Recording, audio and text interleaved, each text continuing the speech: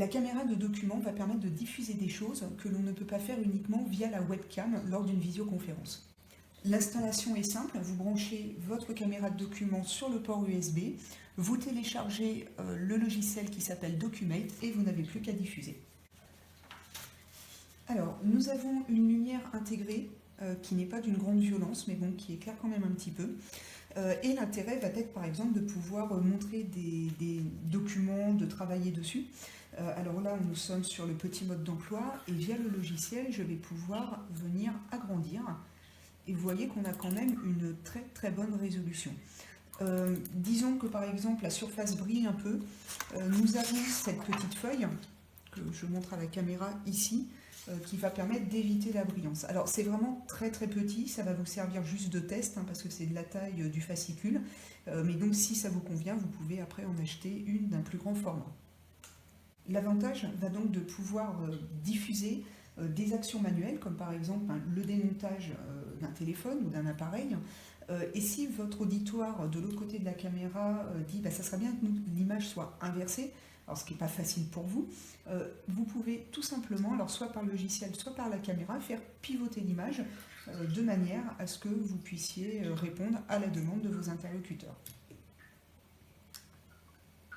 Alors, au-delà de la petite lumière intégrée, il est également possible d'augmenter la brillance de l'image, donc toujours soit via la caméra, soit via le logiciel.